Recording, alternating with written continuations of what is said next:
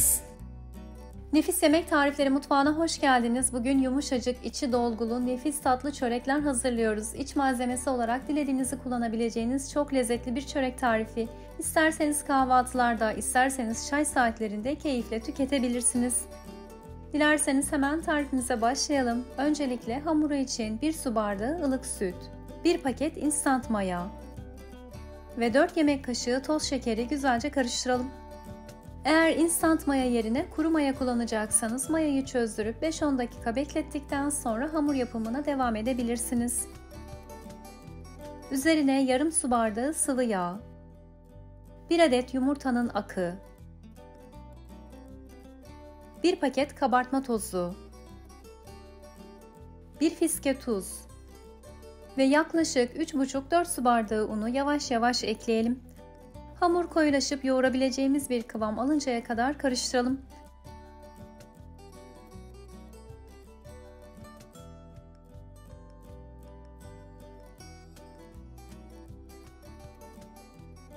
Unu eklemeye devam ederken hamur yoğurmaya başlayabiliriz. Burada hamurun kıvamını kontrol ederek unu eklemenizde fayda var. Unun markasına göre miktarda değişiklik gösterebilir.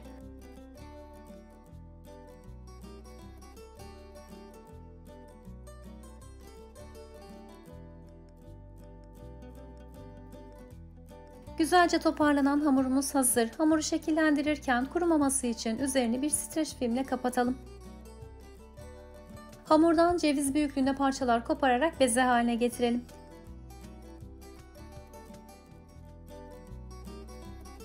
Un serptiğimiz tezgahta bir merdane yardımıyla hamuru açalım. Bir kenarına bıçak yardımıyla çizikler atalım ve diğer kenarına kakaolu fındık ezmesinden bir kaşık kadar yerleştirelim.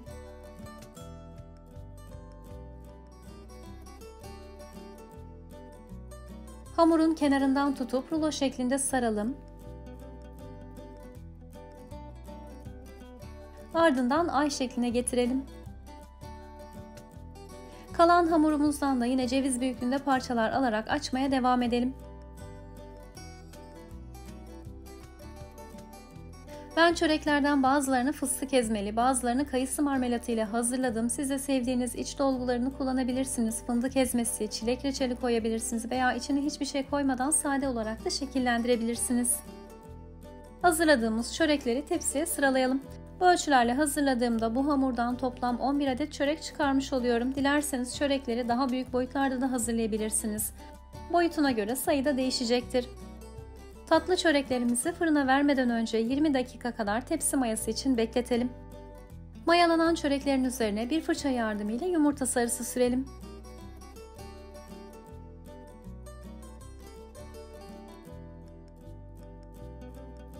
Son olarak çöreklerin üzerine file badem serpelim.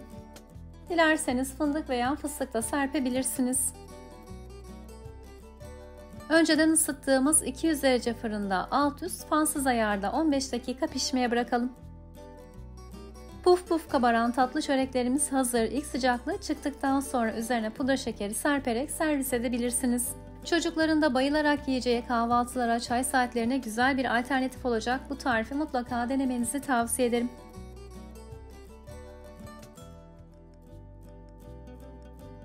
Sizlere içinin de ne kadar güzel yumuşacık olduğunu göstermek istiyorum. Umarım sizler de tarifi dener ve beğenirsiniz.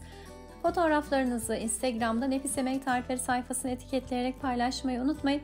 Ayrıca yine fotoğraflarınızı Nefis Yemek Tarifleri uygulamasında bu tarifin altına eklerseniz sizden sonra gelip deneyeceklere de fikir vermiş olursunuz. Bu pratik ve nefis tarif için gereken tüm malzemeleri Hepsi Express'ten alabilirsiniz.